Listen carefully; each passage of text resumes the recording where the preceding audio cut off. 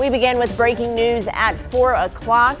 The Randolph County Superintendent confirms a case of coronavirus at an elementary school. People were exposed today at Trindale Elementary School. The superintendent says anyone who was exposed will not be allowed back at school for 2 weeks.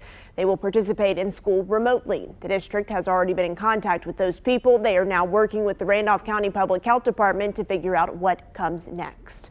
Good Friday afternoon and welcome to your 4 to 5. I'm Maddie Gardner here with Eric Chilton and Tahisha Moyes. As always, this is an interactive newscast. We are live on social media. You can find us on Facebook, YouTube, and Twitter. Chat with us on our live streams. Well, more of North Carolina is opening up in an hour. The state will enter what's being called phase 2.5 at 5 o'clock.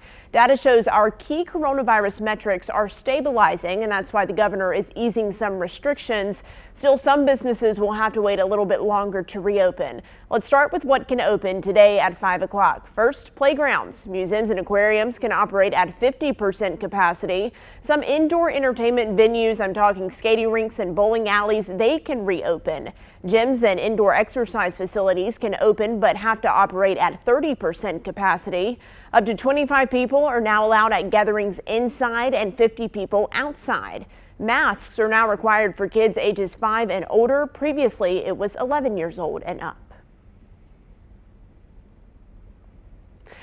But of course, this mass gathering increase does not apply to all businesses. Bars, nightclubs, movie theaters, amusement parks, and other businesses will have to stay closed for now.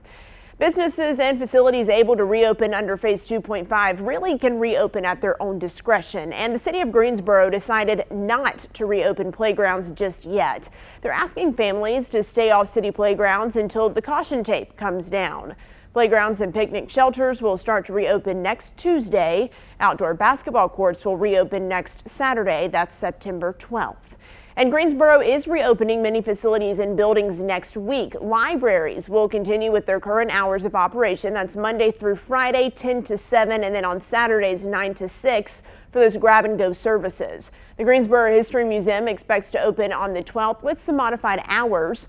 The NC Works Career Center is reopening on Monday through Friday. The Greensboro Cultural Center reopens on Tuesday. If you want more specifics on the hours and what's opening, you can find this story on our website. The town of Elon won't move into phase 2.5 tonight. Town officials declared a state of emergency last night, saying they will stay in phase 2. That means enforcing the mass gathering rules of 10 people inside and 25 people outside. Governor Cooper's executive order does allow local governments to enforce stricter rules. State authorities, as well as the Better Business Bureau, are reminding people to watch out for scammers posing as contact tracers. Now, those contact tracers are making calls all across the triad and are busy doing so, trying to track down those potentially exposed to the coronavirus. And so are scammers, but for other reasons.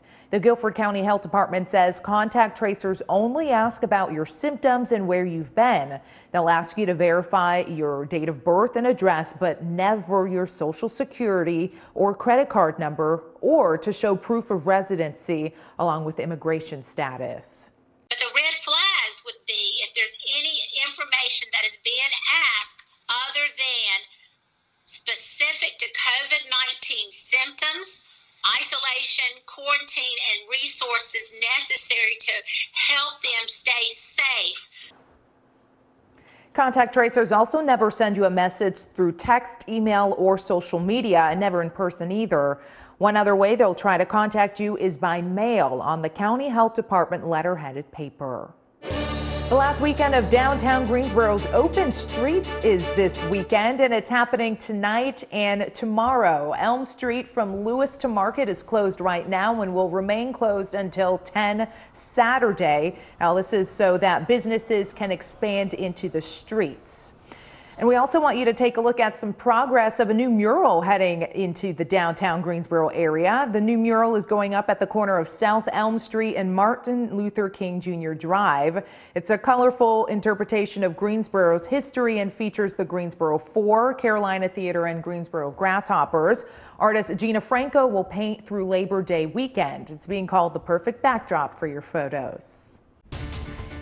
Let's turn now to your 4 to 5 roundup. The man accused of shooting a right-wing group supporter in Portland, Oregon last week is now dead. 48-year-old Michael Reinell was killed by members of a federal task force late Thursday night as investigators moved in to arrest him. The U.S. Marshals Service says Reinell pulled a gun out during their encounter. 4 members of the task force then fired their weapons. It's not clear how many rounds were fired. The federal hold on evictions begins today. Unless the CDC order is extended, changed, or ends, tenants cannot be evicted through December 31st. But you have to submit a form to your landlord. That's important. Those forms are available on the CDC's website. Renters who make less than $99,000 a year or couples who make less than $198,000 a year are eligible. To qualify, though, you have to prove that you made an effort to pay rent and exhausted all other federal rental assistance programs. Tenants are still required to pay accrued rent after the eviction hold is over. 2 Wants to Know's Tanya Rivera is digging deeper, and we'll have more at 5. Delta added 270 people to its no-fly list for refusing to wear face masks. The airline requires all passengers to wear a face covering to curb the spread of COVID-19. Delta says passengers asking for a mask exemption must undergo a medical screening by phone before they're allowed to board. The airline also said it would bar any passengers who make up fake medical excuses to dodge this mask requirement. And be careful on the roads this holiday weekend. That is a message from State Highway Patrol. They're starting their Booze It and Lose It campaign to stress the importance of sober driving. Statewide, more than 500 law enforcement organizations will focus on multiple motor vehicle violations, including speeding, aggressive driving, and driving while distracted. The Booze It and Lose It campaign ends on Sunday, September 13th. Authorities are searching for the suspect who killed a Cleveland police officer. Detective James Skernowitz was with the department for 25 years before he was killed. Skernowitz was shot and killed Thursday night around 10. Officials say a second person in the detective's car was also killed, but they were not an officer. In the meantime, a cash reward is being offered for any information leading to arrest and conviction. 2 companies are making progress in coronavirus vaccine research. Sanofi and GlaxoSmithKline are moving on to human trials. 400 healthy adults between ages 18 and 49 are participating in those trials. Companies expect to have a first report of results ready by December. Meanwhile, Pfizer says they should know by the end of October if their vaccine is safe and effective. 23,000 volunteers are participating in phase 3 of their trial. The company is still looking for at least 7,000 more people to volunteer. According to Pfizer, if the data shows that their vaccine is effective, they'll apply for FDA approval immediately.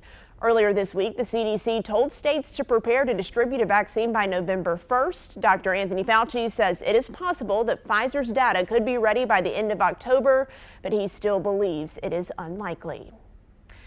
All right, Eric Chilton, I heard rumors of lower humidity this weekend.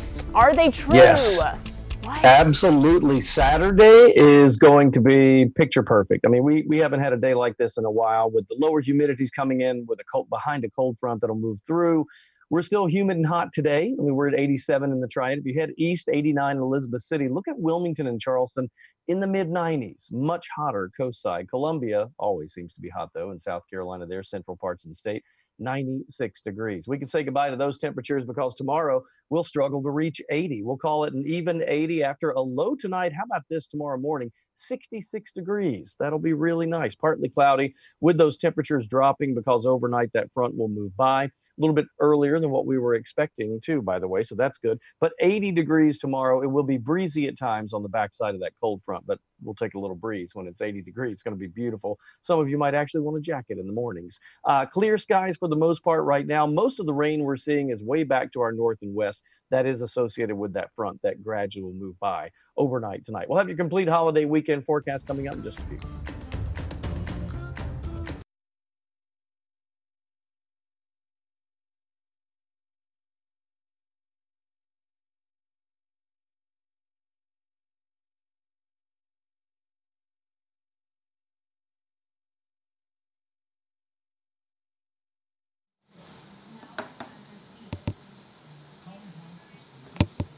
Yes, I can. Mic check 1 2 3 4. Mic check 1 2 3.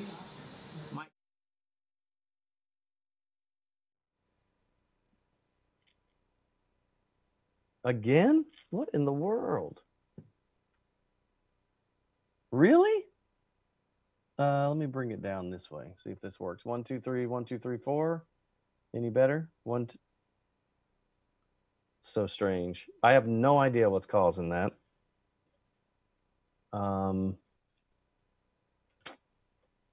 Okay. Word.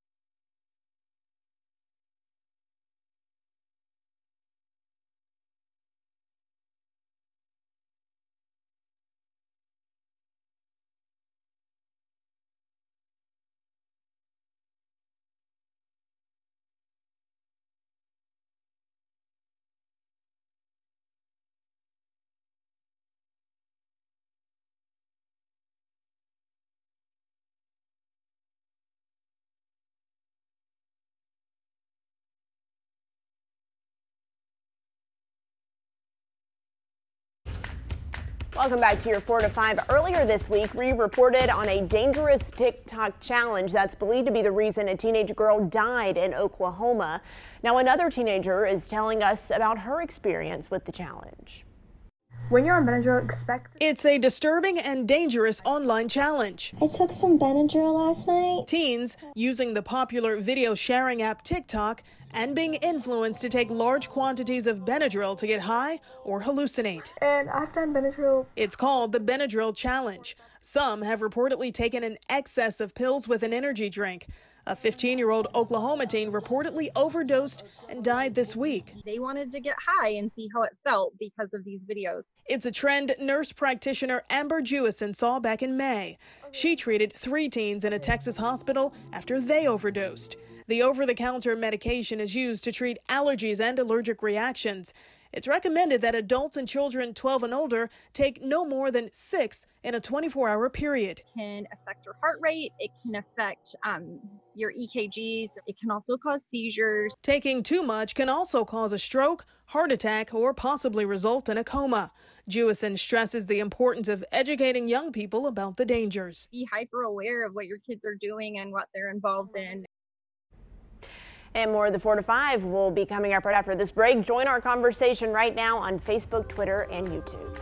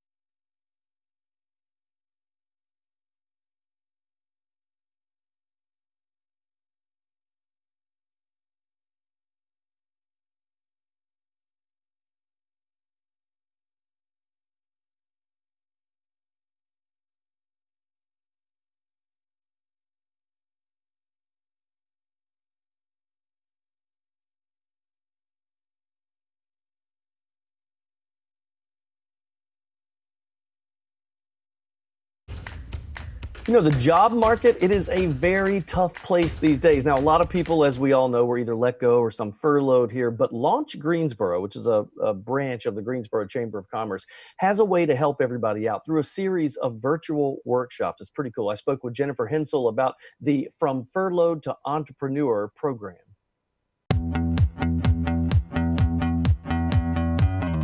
So Jen, I read about this program, and I thought, what a cool idea. Tell me about the concept, how it came about, and then we'll chat about what people can do to get involved.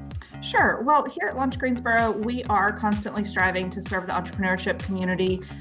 We are the entrepreneurship arm of the Chamber of Commerce. And so what we observed over the last 6 months is a lot of furloughed and laid off and what we call displaced workers in our community and across the nation.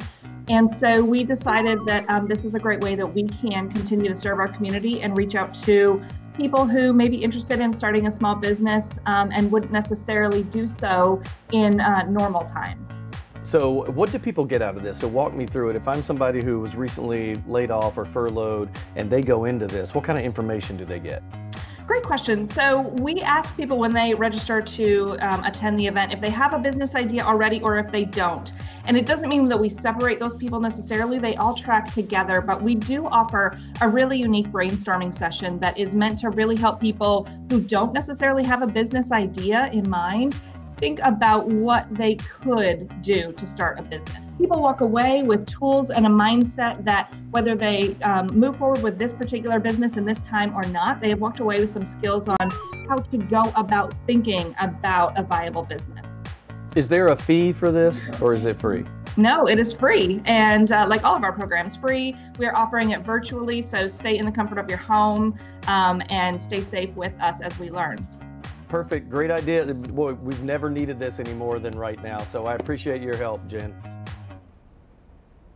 So Jennifer says, by the way, this program is kind of a safe place for people to throw out ideas and really talk about failures too, because that's how you get to where you need to be later. She said it's all about how to use your present time to shape your future time. And by the way, the next session has been moved. They changed the website today. It was going to be in a couple of weeks. Now they moved it to October 3rd and 4th. So it's a full weekend event. And this story is on WFMYnews2.com with all the info. It's a good thing. Yeah, I know, certainly. I know a lot of people, we keep seeing that unemployment number fluctuate since March, really. You think about that's almost 6 months now since we've been dealing with this and seeing those people laid off. So just another resource and another way to help themselves stand out from the competition, because I know that the job market is tough right now. Yeah, and when I did a story with another arm of the city of Greensboro talking about resources for those getting into the job market, that was the same thing that they said. It's going to be tougher now, so you got to be able to stand out. Now, I love that this program is free, and Eric just talking about it, getting the word out there, you know. I mean, there are so many programs here in the Triad for our viewers to take part in. So the biggest thing is knowing about it, right? So now we know it's going to be that first week of October, and you can sign up and get those necessary resources. Yeah, and just those little things too, like knowing what to put on a resume, knowing how to reorder that for specific jobs. Do I need a cover letter? What do I need to know going into this? So a lot of good resources out there for that. Thanks, Eric Chilton, once again helping us out. All right, the 4 to 5 is heading to break, but you know we are live all the time on Facebook, YouTube, and Twitter, so come join our conversation. It's Friday. It's a great way to kick off the weekend by chatting with us in the comments section.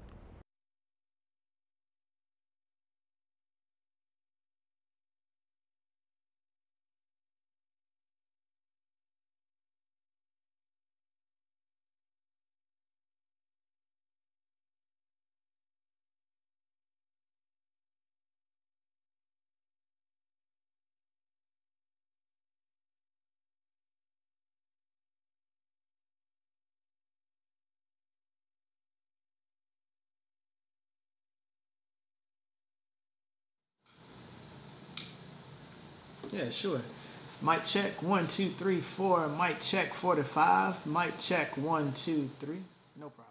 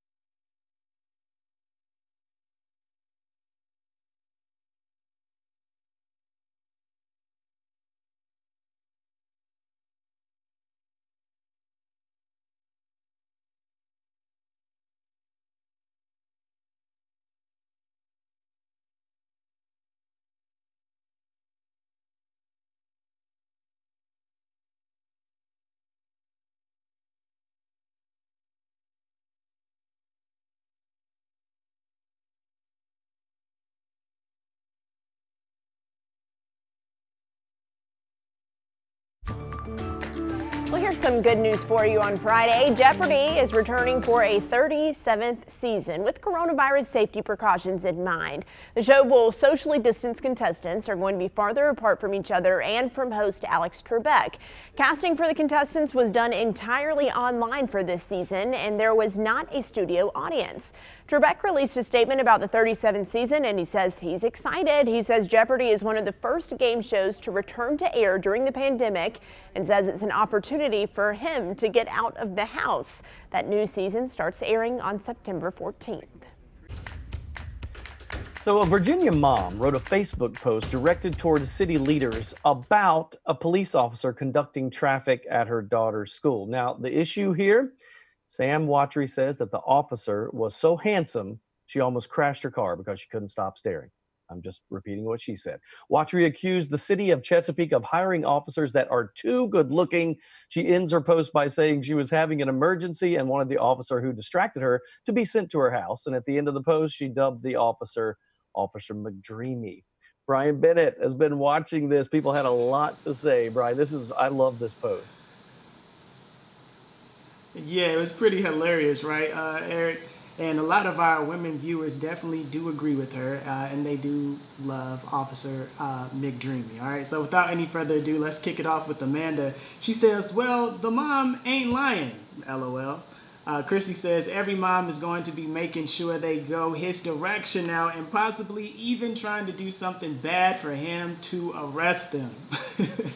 Miss Raymond says, wow, it should be against the law. Meanwhile, you know, a guy did have to break up the fun a little bit, but he does have a point. He says, if this ain't the biggest double standard, we could talk about that forever, right? But lastly, Miss Jones is just like, hey, we're having a little bit of fun here. A great compliment and some funny that we could all use. So that's what everyone thinks of Officer McDreamy. That's right. Everybody has their own opinion, but it sounds like they're all pretty much in agreement, that's for sure. Y'all need to calm down on the Facebook page, okay? This is a family program. I think we've all been in the house too much. The past 6 months of quarantine was just, when we get out, it's like we're overwhelmed by everything. That's what I'm chalking this one up to. Here's the thing. We didn't even answer the question. Is this guy even available, right? I mean, inquiring minds want to know, not me. I'm good. I got a ring. But I'm sure there are people out there that want to know, is he available or not? Do they actually need to waste their time swinging on by? I mean, if we're talking about it on a news program in North Carolina, I feel like there will be a follow-up to this story. We will likely hear from the police department about this one. Yeah, I feel like somebody eventually is going to come forward. Or somebody's going to get an interview with him, you watch, and then that'll go viral too. I hope they introduce the mom to him who started this whole thing off. That's a story. On TV. That'd be awesome. All right, let's talk about a forecast, shall we? And you know what? We've got some good changes coming up. I could make a joke and say that after that story, we need to cool things down. And we're going to. You like that transition? All right. I'm here all week. Here's what we see for the radar. Not a lot happening now, but that cold front is getting ready to approach. You can see it back toward Tennessee and West Virginia, also stretching up toward parts of Kentucky, but that will move down south and east. Will it bring a lot of rain with it? Probably not, but there is that slight chance. I think really we're just looking for that break and get that fall air in here. Courtesy of the high pressure that you see on the screen there, that wind will come out of the northwest. That'll cool us down, especially coming down that mountain, that subsidence we call it, but basically it'll clear things out for us and usher in some really comfortable air. Some folks may only see 70s for highs tomorrow. We're calling for an even 80, but we'll see. And, you know, even that's below normal for this time of the year. So we will take it. A little cool snap for a change. Tonight, low of 66. That'll be really comfortable tomorrow morning. Temperatures drop, partly cloudy tomorrow, partly cloudy, breezy at times with that high of 80. And our long range forecast shows 82 on Sunday, lots of sun, lower humidity. Labor Day's looking good, partly cloudy, 84. Rain chances slip back in next week, but we start to cool back down, mid 80s Tuesday, Wednesday, low 80s Thursday, Friday. And Thursday and Friday, we have a better chance of rain. Bring that up to a 50% for those 2 days.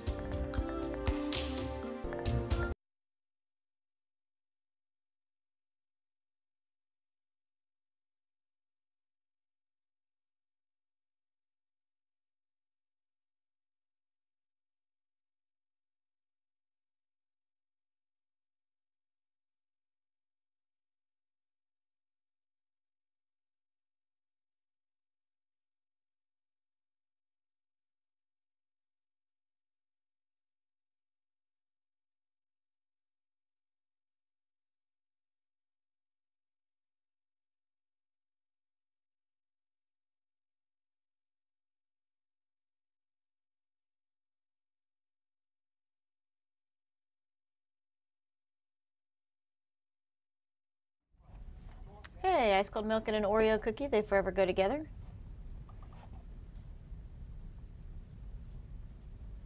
Yes. Yep. Yep.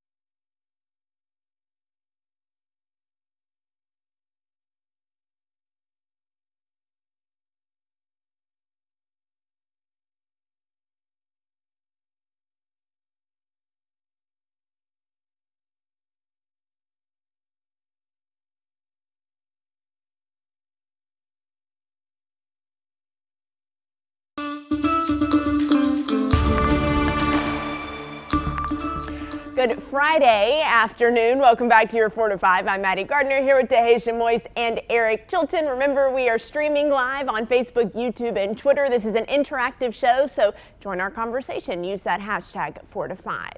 Well, let's begin now with your 4 to 5 roundup. The White House and Democratic lawmakers struck a deal to avoid a government shutdown at the end of the month. House Speaker Nancy Pelosi and Treasury Secretary Steven Mnuchin says the deal is free of any extra policy proposals that may have complicated previous legislation.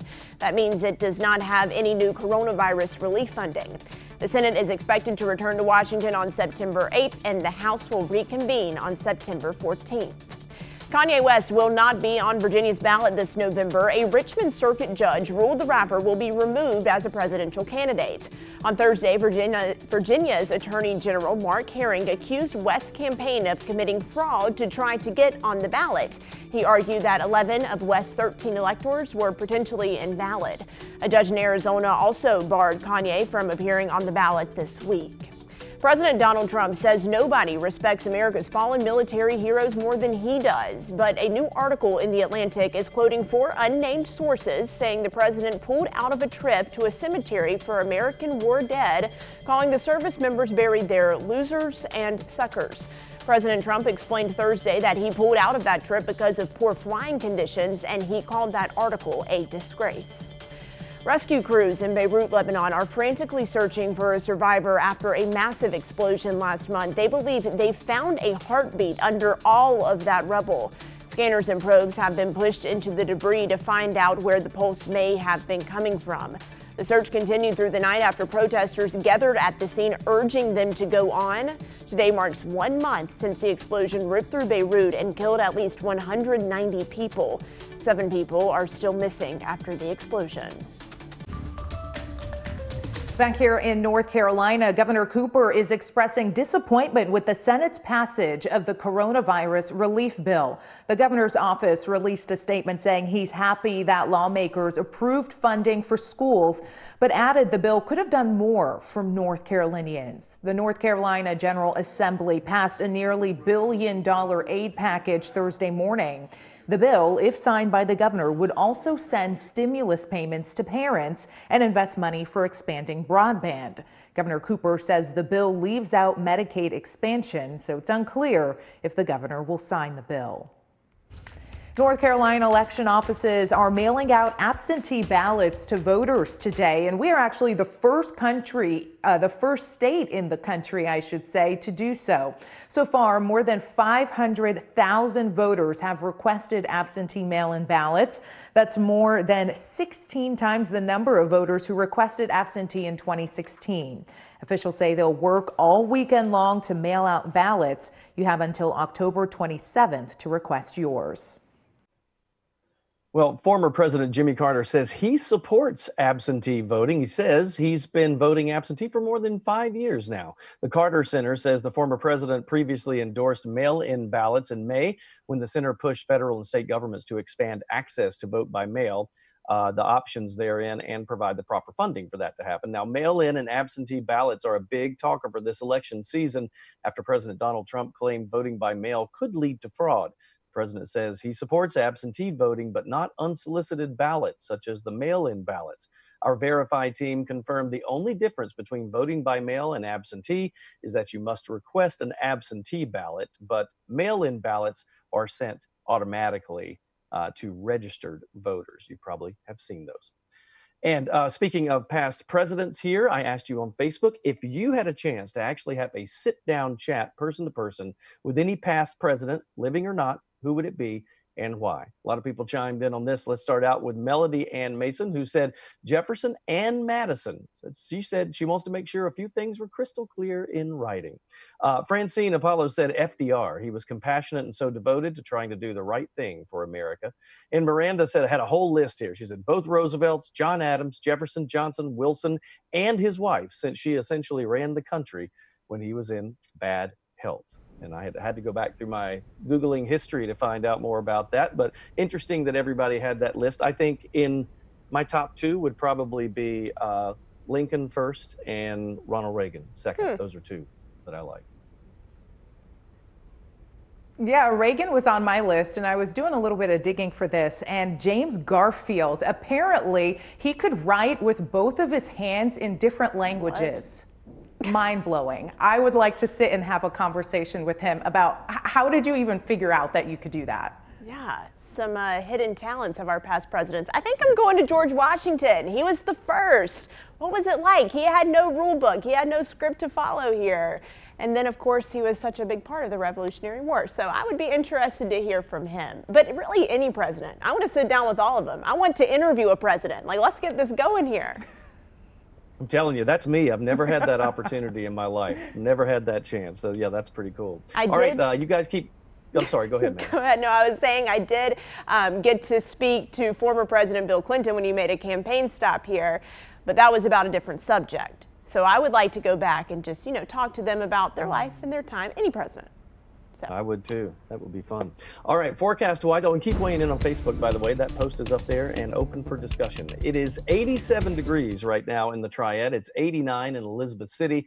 If you head south and east of the Triad, the heat really building in. I'm sure the Wilmington folk, is that Wilmingtonians? I don't know what that is. 96 degrees. They want a break in the heat. Everybody will get that by tomorrow. In fact, tomorrow morning, our overnight low, which we hit in the morning hours, 66 degrees. That'll be comfortable. Partly cloudy skies tonight. Tomorrow, kind of scattered clouds, but still 80 degrees, much cooler. Some of you will only see 70s for highs in the northern Piedmont. Not a whole lot happening rain-wise today. We do see that frontal boundary getting ready to move in. Not sure much of that will translate into rain for us. It's really more of just bringing in that cooler air. You see the high pressure there. That's what happened. That's what brings in the cooler air for us. And when you look at the holiday weekend forecast, 80, 82, 84. That's Saturday, Sunday, and Monday. Scattered clouds Saturday, Sunday with no rain mentioned. Monday, rain-free and mid-80s. Next week, rain chances return Wednesday, Thursday, and Friday. Well, as kids return to school either online or in person, there's a growing concern over their mental and emotional well-being. 29% of parents said in a Gallup poll that their child was having issues because of social distancing and school closures. This poll was done back in May. CBS News' Meg Oliver spoke with one student who explains his experience firsthand. Did you ever feel like you were depressed? A few times. 11-year-old Rocco Testa will be a sixth grader in Little Falls, New Jersey this fall. Over the last few months, like many kids, the pandemic took a toll on his mental health. It was just me being angry at the world and everything because because of COVID and stuff. Rocco has ADHD and some learning difficulties, which made virtual school challenging. As his grades slipped, he began lashing out. Virtual learning has been a huge, huge blow to him, to his academics and his mental health. And not having the support and the teachers there to help him has been just detrimental. Rocco, who has type 1 diabetes, is now dealing with depression and anxiety. The Testa family is not alone. At the end of the school year, nearly 3 in 10 parents reported their child's mental health was suffering due to social distancing and closures. We're seeing increases in anxiety. There have been increases in calls to suicide and mental health hotlines. Kathleen Minke is the executive director of the National Association of School Psychologists. She said it's not just the pandemic currently affecting kids' mental health. There are problems with racism and violence, and so you really have a piling up of stressors for many, many kids. Why is it so important to train about children's mental health before you go back? If the student is not in a good place socially, emotionally, they're not going to be able to learn. Nikki Wong Xing is a guidance counselor in the school district of Philadelphia. How bad did it get for some of your students in terms of their mental health issues last spring? What I saw happen a lot is this feeling of isolation, some stress too. There were family members that lost their job. And then some of the kids with things that were happening with the Black Lives Matter movement and George Floyd. And that's really hard because we weren't there to kind of help them through that process. The district launched a program called Healing Together. It focuses on 4 areas: social emotional learning, mental health and trauma, relationships and community, and adult wellness. The program provides resources, workshops, and support for students, staff, and families. Back in New Jersey, Rocco is starting to feel better. He's playing football again, and he regularly meets with his school psychologist. What's your advice for other kids that might be feeling the same way? When you feel angry, just take a second and walk away. I know that we're not unique, and people need to know that this didn't just affect our economy and all these other things. It affected our kids. And their minds. And their minds, and their mental health.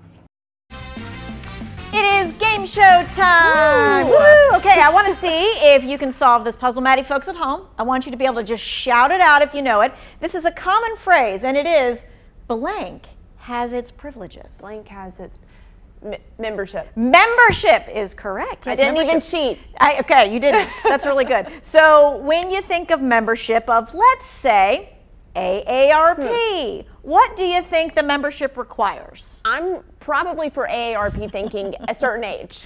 Yes. It is the, of retired persons. So there you go. Okay. It's true. Most members are over the age of 50, but did you know that you can be a member no matter what age you are, as long as you pay the $16, or in this case, for Labor Day, the $9 a year. That's a deal. That membership fee allows you to get discounts on everything from like car rentals to hotels, even tickets to events. But this right here, friends, is free. It's their website. And this year they have a voter guide on certain subjects.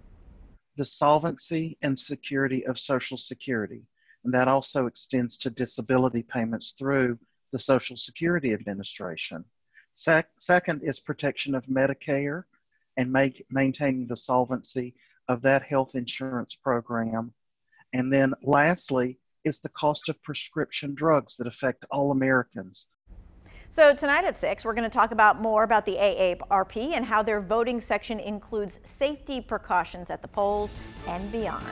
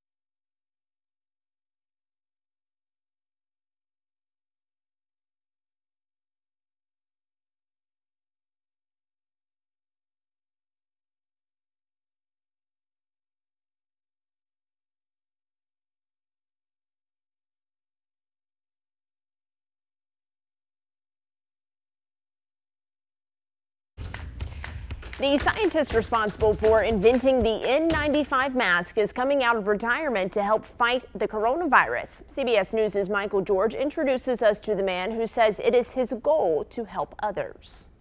You may not know Dr. Peter Chai's name, but you probably know his invention.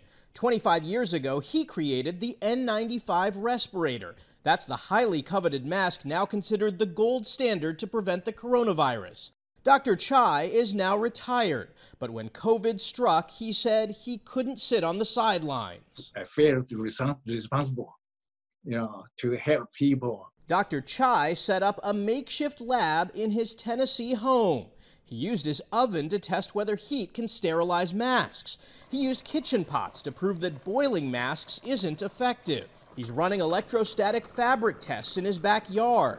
And he even set up an ozone generator in his van, searching for the best method to kill COVID. What's it like to do all this in your kitchen and at home?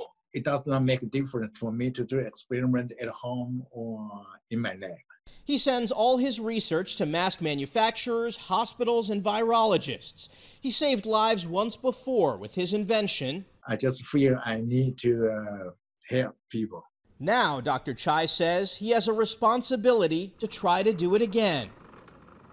All from his house. Dr. Chai says he is working to make masks reusable and adds the best solution for the United States is to increase mask production. There is not much nothing sweeter than being in love. But how about this? Maybe some Krispy Kreme, and one bride is celebrating her special day in a very special way. Listen to this. Randolph County native Brianna Howell loves Krispy Kreme so much that she had her bridal shoot at a Krispy Kreme store in Winston-Salem. Howell says it was her childhood dream to take pictures at Krispy Kreme. Now, she was married on August 29th and had Krispy Kreme donuts at her wedding. Now, if she does not get a lifetime supply of Krispy Kreme donuts, because I'm sure this story is going to go viral, then something is wrong. The photos are beautiful, too. The natural light of a Krispy Kreme store is really on point, I must say. She looked gorgeous. And I love Krispy Kreme donuts, so I think this is adorable. And then knowing that it was her childhood dream to do this here, it's just such a sweet story. I think it's great. And you could have a heck of a cake that looks like just donut after donut stacked up instead of your normal tier cake. Yeah. That's what she needs to do. I've seen a lot of people have donuts at their wedding reception. Tahisha, thoughts, bride-to-be? There you go. Donut wall? I'm about it. I am about it. So Krispy Kreme, I can send you my number. We can work something out. Tahisha doesn't just want a box of donuts. She says donut wall. Did you catch that? Donut wall. Yes. Yeah. I love it. All right. It's a trend. Is it? Okay. Good to know. The 4 to 5 is heading to break. Yes. Do you want donuts at your wedding? Do you just want a donut right now? Hi, me. We'll be right back.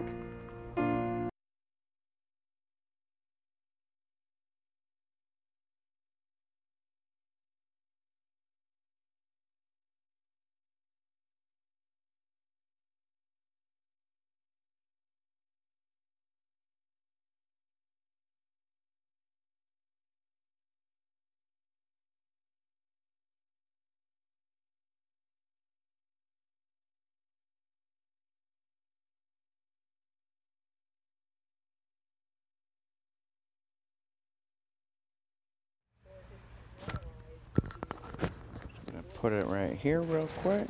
Hi there, Alabama, Alaska, Arizona, Arkansas, California, Colorado.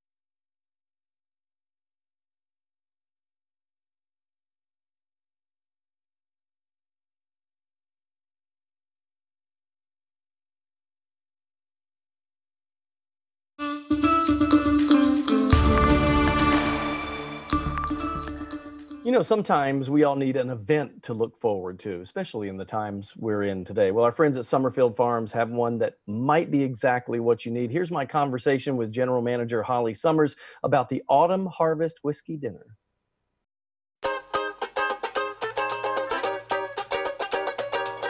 So Holly, I know in the past you've done these specialty dinners, which I absolutely love the idea of this. Let's talk about what those events have been, and then you have one coming up as well.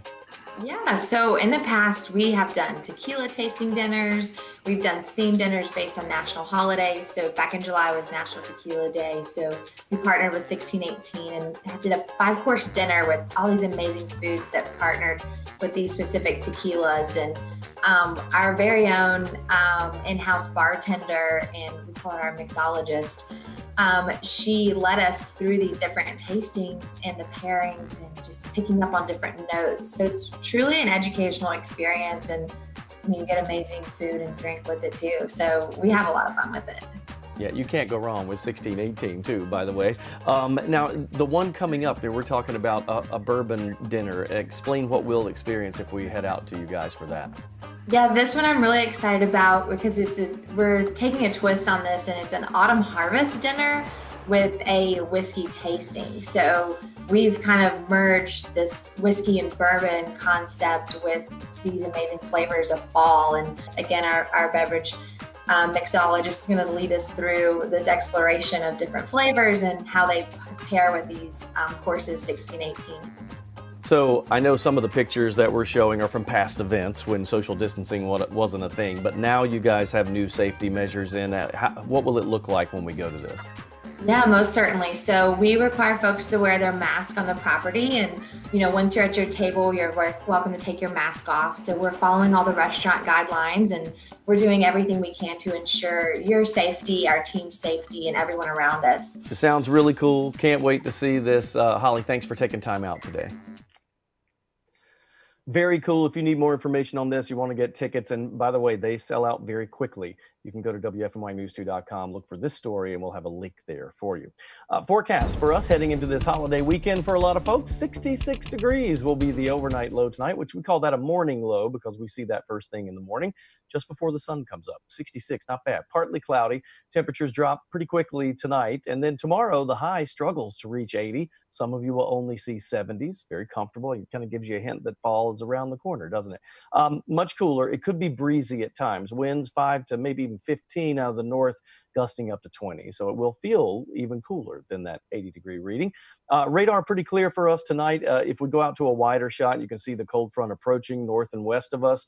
Will not translate much into moisture, I don't think. It's really just a big dose of fall air. You see the high pressure to the north with the clockwise flow of winds around that will bring our winds out of the north to northwest, and it's a cool, comfortable flow. Lower humidity will be the first thing that you notice, and I think that will stay with us through the weekend. Monday will start to warm up a little bit again, but still rain-free and comfortable fall-like for the weekend. This is a definite get outside weekend. You can see the high pressure moves on to the east by Sunday, but still the controlling factor really in our forecast. Again, that low tonight, 66. Here's your 7-day outlook, 80, 82, 84 with sunny to partly cloudy skies. That's Saturday, Sunday, and Labor Day. It is a beautiful 3-day stretch. Tuesday, Wednesday, we start to get those afternoon rain chances popping back in, kind of normal, 86 and 84 for those 2 days. But as you round out next week, we'll have some scattered storms again, 83 and 82. Temperatures are pretty comfortable, but a 50% chance of those scattered late day showers and thunderstorms. Up next on WFMY News 2 at 5, we are just minutes from phase 2.5. How businesses are making it happen. It's next at 5.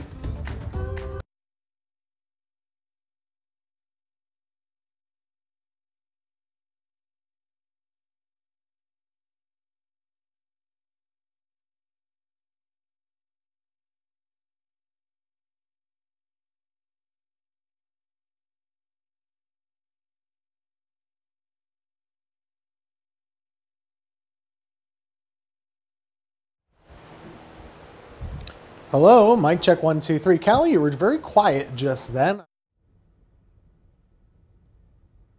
Hi there, Alabama, Alaska, Arizona, Arkansas, California.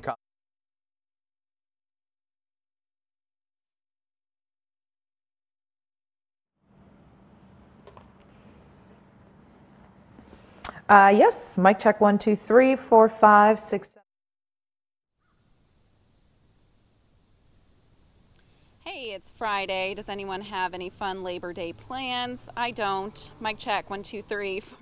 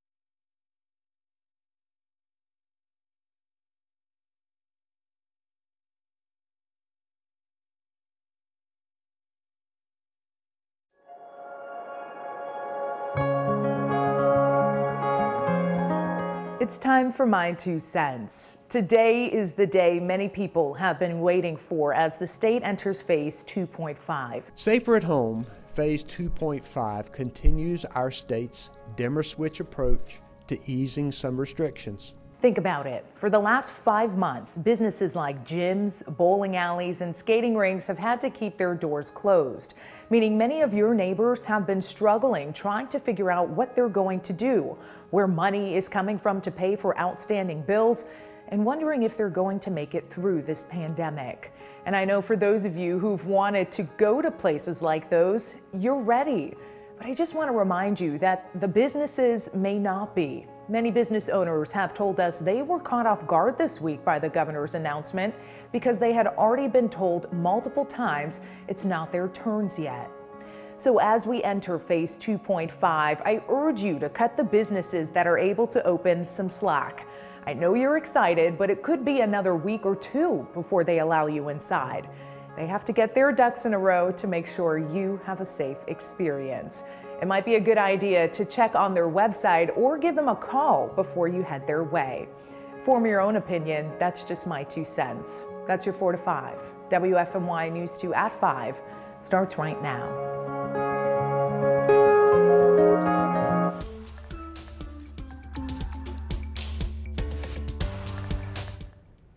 It is now 5 o'clock, which means phase 2.5 of reopening is in effect across North Carolina. And sure, your natural reaction might be excitement, but WFMY News 2's Jess Winters explains